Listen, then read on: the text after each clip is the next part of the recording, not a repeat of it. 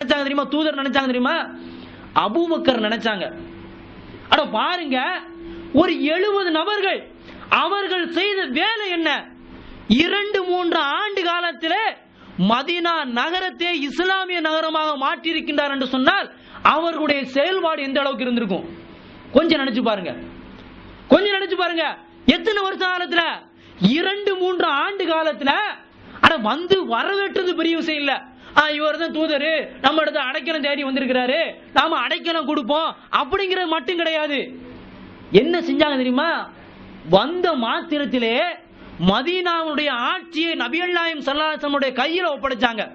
நீங்கள் தான் இந்த நாட்டினுடைய ஜனாதிபதி என்று ஒப்படைத்தார்கள். என்ன காரணம்? அட நாம இத தூதரை ஏத்துக்கொண்டுட்டோம், நாம 5 நேரம் தொழுகிறோம், நாம ஜகாத் கொடுக்கிறோம், அல்லாஹ்வுடைய தூதர்களையும் நாம பின்பற்றுறோம் அப்படின்னு சொல்லி அவங்க உட்கார்ந்துருந்தாங்கன்னு சொன்னா, நாம அல்லாஹ்வுடைய கருத்துக்களை கேட்கிறோம். இன்றைய காலத்துல உதாரணம் சொல்லணும்னா, நாம ஜேடி மர்கஸுக்கு வர்றோம், நாம ஜேடி மர்கஸ்ல புக் எடுத்து படிக்கிறோம், நாம ஜேடி மர்கஸ்ல சிடி வாங்கிட்டு போறோம், நாம ஜேடி மர்கஸ்ல வந்து தொழுகிறோம், பயான் கேட்கிறோம் சொல்லி சும்மா உட்கார்ந்துட்டு இருந்தேன்னு சொன்னா என்ன நிலைமை ஏற்படும்? கொஞ்சம் நினைச்சு பாருங்க.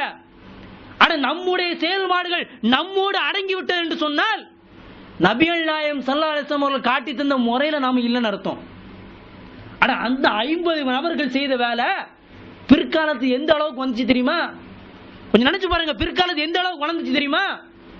அபூபக்கர், உமர், உஸ்மானுடைய ஆட்சி காலத்துல ரோமபுரி அரசாங்கம் அந்த இஸ்லாமிய சாம்ராஜ்யத்துக்கு வந்துச்சு. என்ன காரணம்? ஏகத்துவத்தை எடுத்து சொல்வதிலும் சரி, மாற்று மதத்தவர்களுக்கு தாவா செய்கின்ற விஷயத்திலும் சரி, அல்லது அவர்கள் செயல்படுகின்ற விஷயத்திலும் சரி, எல்லாத்திலும் தங்களுடைய களப்பணிகளை அங்கே செய்தார்கள். நானும் அதில் இருக்கணும். பொதுவாகவே நபிகள் நாயகம் ஸல்லல்லாஹு அலைஹி வஸல்லம் ஒரு ஹதீஸ் அறிவிப்பாங்க, இப்படி மக்கள் 70,000 நபர்கள் நாளைக்கு மறுமையில வந்து சொர்க்கம் செல்வாங்க கேள்வி கணக்கின்றி அப்படி சொன்ன மாத்திரத்திலே சஹாபாக்குடைய பண்பு எப்படி இருந்துச்சு தெரியுமா? நாமளும் போகணும் அப்படிங்கிற மட்டும் கிடையாது. உடனே ஒரு சஹாபி பொதுவாகவே அவங்களுடைய பண்பு எப்படின்னா, சஹாபாக்குடைய பண்பு அதுல நாம இருக்கணும். எப்படி பண்பு? அவங்களுடைய பண்பு, அல்லாஹ்வுடைய தூதர்களே அதுல நான் இருப்பேனா? அதுல நீங்க இருப்பீங்க. எத்தனை உதாரணம்? 1-2 ஆயிரக்கணக்கான உதாரணங்களை அடுக்கி கொண்டே போகலாம். நபிகள் நாயகம் ஸல்லல்லாஹு அலைஹி வஸல்லம் சொல்றாங்க, 70,000 நபர்கள் நாளைக்கு மறுமையில வந்து கேள்வி கணக்கின்றி சொர்க்கம் செல்வார்கள். உடனே நபிகள் ஒரு சஹாபி சொல்றாரு, அல்லாஹ்வுடைய தூதர்களே அதுல நான் இருப்பேனா? உடனே ஒரு நபிகள் நாயகம் ஸல்லல்லாஹு அலைஹி வஸல்லம் சொல்றாங்க, நீங்களும் அதுல போவீங்க. உடனே அதே போல அபூபக்கர் சொல்றாங்க, நேத்துடைய ஹதீஸை கேள்விப்பட்டிருப்பீங்க, அபூபக்கருடைய பண்பை பத்தி வரும்போது எப்படி எந்த ஒரு விஷயமா இருந்தாலும் அதுல அபூபக்கர் அவர்கள் முன்னிலை இருப்பாங்க. அப்ப நபிகள் நாயகம் ஸல்லல்லாஹு அலைஹி வஸல்லம் சொல்றாங்க, அபூபக்கர் அவர்கள் அதில் இருப்பதற்கு நான் ஆசைப்படுகின்றேன்னு சொல்லுவாங்க. அதே போல ஜகாத் பிரிக்கின்ற விஷயமா இருந்தாலும் சரிதான், சஹாபாக்குடைய பண்பு எப்படி? எல்லாத்திலும் நான் முதல்ல இருக்கணும். அவருடைய பண்பு எப்படின்னா, எந்த ஒரு விஷயமா இருந்தாலும் சரிதான், சிறிய விஷயமா இருந்தாலும் சரிதான், பெரிய விஷயமா இருந்தாலும் சரிதான், எந்த விஷயமா இருந்தாலும் ஒரு கூட்டம் என்று வந்துவிட்டால் ஒன்று அந்த கூட்டத்துக்கு நான் தலைவனாக இருக்க வேண்டும், இல்லாவிட்டால் அந்த கூட்டத்தில் நான் ஒருவனாக இருக்க வேண்டும் என்பது அவர்களுடைய பண்பா இருந்துச்சு. முண்டி எடுத்துக்கொண்டு போட்டி போட்டாங்க களப்பணி செய்வதற்கு. இன்னைக்கு என்ன நிலைமை? கொஞ்சம் நினைச்சு பாருங்க. அட இது வந்து தூதர் வந்து மக்களுக்கு சொன்னாங்க மட்டும் கிடையாது. நபிகள் நாயகம் ஸல்லல்லாஹு அலைஹி வஸல்லம் அவங்க மக்களுக்கு ஏவியதோடு மட்டுமே நின்று விடாமல் தன்னையும் அதை நினைச்சுக்கிட்டாங்க. நபிகள் நாயகம் ஸல்லல்லாஹு அலைஹி வஸல்லம் அவருடைய பத்தி சொல்ற சமயத்துல ஆயிஷா அவங்க விவரிக்கிறாங்க, நபிகள் நாயகம் ஸல்லல்லாஹு அலைஹி வஸல்லம் அவங்க இரவெல்லாம் கால்களுக்கு நின்று வணங்குவாங்க அப்படிங்கறத சொல்றாங்க.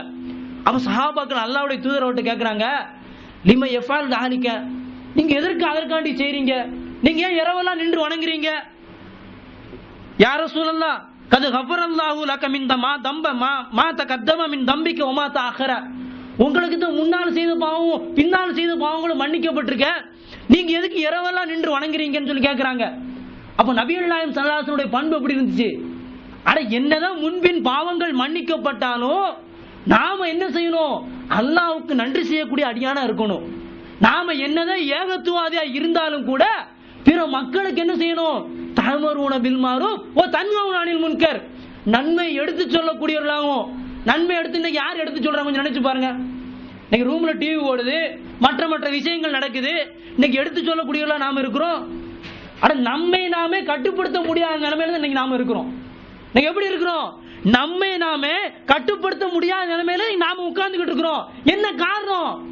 நம்முடைய செயல்பாடுகள் அந்த அளவுக்கு இல்ல. இது ஒன்று மட்டுமல்ல, நபிகள் நாயகம் ஸல்லல்லாஹு அலைஹி வஸல்லம் அவர்கள் களப்பணி ஆற்றுகின்ற விஷயத்துல மக்களோடு மக்களாக இருந்தார்கள். எந்த அளவிற்கு? மதீனாவில் பள்ளிவாசல் கட்டப்படுகின்றது, மஸ்ஜித் நபவி கட்டப்படுகின்றது. நபிகள் நாயகம் ஸல்லல்லாஹு அலைஹி வஸல்லம் அவர்கள் செங்கலை தூக்கி சுமந்தவர்களா இருந்தாங்க. ஆனா நான் தூதர்லோ, நான் களப்பணி செய்ய மாட்டேன், நான் தலைவர்லோ, நான் இதையெல்லாம் பார்க்கணுமா, நான் உங்களுக்கு தூதரா இருக்கிறேன், அல்லாஹ்வுடைய இதா இருக்கிறேன், நான் உங்களுக்கு இதெல்லாம் செய்யணுமான்னு சொல்லி எதிர்பார்த்து கொண்டிருந்தாங்களா அல்லது சொல்லக்கூடியவர்களா இருந்தாங்களா? அவங்களும் களத்தில் செஞ்சாங்க. ஜக்காத்து பிரிக்கின்ற விஷயமா இருந்தாலும் சரிதான், அவங்க தான் தலைவர். நபிகள் நாயகம் ஸல்லல்லாஹு அலைஹி வஸல்லம் அவங்க தலைவரா இருந்து செயல்படுத்தினாங்க. போங்க இந்த பகுதிக்கு நீங்க போங்க, ஜக்காத்தை வசூலிச்சுட்டு வாங்க சொன்னாங்க. சஹாபாக்கள் சென்றுட்டு வந்தாங்க. இன்னைக்கு எத்தனை பேர் போறோம்? கொஞ்சம் நினைச்சு பாருங்க பார்ப்போம். இன்னைக்கு எத்தனை பேர் களத்தில் இறங்கி செய்யக்கூடியவர்களா இருக்கிறோம்? நாம பேச மட்டும்தான் செய்வோம், சொல்லு மட்டும்தான் நம்மள்ட்ட இருக்கும். செயல்பாடு மனிதர்களை சிறந்த சமுதாயம் நம்ம ஆக முடியுமா? நம்ம மனிதர்களை சிறந்தவர்களா இருக்க முடியுமா? அப்ப என்ன காரணம்? கொஞ்சம் நினைச்சு பாருங்க. ஒவ்வொரு நபர்களும் நினைச்சு பாருங்க, ஒவ்வொரு கொஞ்சம் மனசு தொட்டு நினைச்சு பாருங்க பார்ப்போம். இன்னைக்கு இந்த ஏகத்துவம் வளராததுக்கு காரணம் என்னன்னு பார்த்தோம்னா, நாம தான் முழு முதற் காரணமா இருப்போம், வேற யாருமே கிடையாது. யார் இருப்பா? நாம தான் முழு முதற் காரணமா இருப்போம், வேற யாருமே கிடையாது. ஆனா நபிகள் நாயகம் ஸல்லல்லாஹு அலைஹி வஸல்லம் அவர்களோ அவருடைய தோழர்களோ அந்த நிலைமையில இல்ல. எல்லா செயல்களிலும் முன்னின்று களப்பணி செய்யக்கூடியவர்களா இருந்தாங்க. அகல் போர் நடந்திருக்கு. நபிகள் நாயகம் ஸல்லல்லாஹு அலைஹி வஸல்லம் காலத்துல அகல் போர் நடந்துச்சு. சஹாபாக்கள்லாம் குழி தோண்டிக்கிட்டு இருக்கிறாங்க. ஏதோ இன்னைக்கு மாதிரி சேர தூக்கும் போது நல்லா சாப்பிட்டு தூக்குற மாதிரி அல்லது பயானுக்கு ஒரு மாதிரி சாப்பிட்டு வர்ற மாதிரிலாம் அங்க கிடையாது. ஒரு பேரித்தம்பழத்தை சாப்பிட்டு, இன்னும் சொல்ல போனா ஒரு சஹாபி 2 நாள் 3 நாள் சாப்பிடல. சாப்பிடா நிலைமையில என்ன செய்யறாரு? குழி தோண்டிக்கிட்டு இருக்கிறாரு. குழி தோண்டிக்கிட்டு இருந்தா பயத்துல கல்ல கட்டி இருக்கிறாரு. கடுமையான பசி, கடுமையான பசி. ஒரு டயத்துல பசியை தாங்க முடியாத ஒரு சூழ்நிலை. அப்ப நபிகள் நாயகம் ஸல்லல்லாஹு அலைஹி வஸல்லம் வர்றாரு. அல்லாஹ்வுடைய தூதர்களே, பசி கடுமையா இருக்குது, என்னால தாங்க முடியல அப்படின்னு சொல்றாங்க. உடனே நபிகள் நாயகம் ஸல்லல்லாஹு அலைஹி வஸல்லம் என்ன செஞ்சாங்க தெரியுமா? சாப்பாடு வாங்கி கொடுக்கல. ஏதோ இங்க சாப்பாடு இருக்கு யாரையும் கொடுங்கிற சொல்லல. தன்னுடைய அந்த போர்வையை தூக்கி காட்டினாங்க. என்ன காரணம்? அவங்களும் அந்த நிலைமையில இருக்கிறாங்க. அவங்களும் எப்படி இருந்தாங்க? அந்த களப்பணி செய்கின்ற வேளையில அவங்களும் பசியோட இருந்தாங்க. அவர்களும் வயிற்றுல கல்ல கட்டி கொண்டுதான் இருந்தாங்க. அப்ப இந்த அளவுக்கு நபிகள் நாயகம் ஸல்லல்லாஹு அலைஹி வஸல்லம் மக்களோடு மக்களா களத்தில் இறங்கி எல்லா விஷயங்களையும் செய்தாங்க, அவர்களும் செய்தாங்க. இன்னைக்கு நாம நம்முடைய விஷயங்களை மட்டும்தான் செஞ்சுக்கிட்டு இருக்கிறோம். 5 நேரம் தொழுதுகிட்டு இருக்கோம், சீடியை பார்த்து என்ன செய்யறோம்? வாங்கிட்டு போய் கேட்டுக்கொண்டு இருக்கிறோம், புக்கை படிக்கிறோம், அவ்வளவு செய்யறோம்.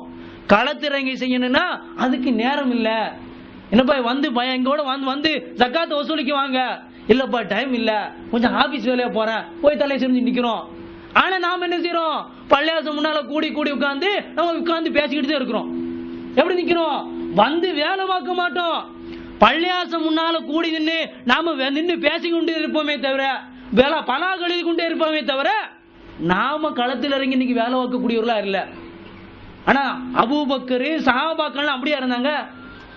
அபூபக்கருடைய பண்புகளை பத்தி நேத்து பேசினாங்க. உயரிய பண்பு எந்த அளவுக்கு இருந்துச்சு தெரியுமா?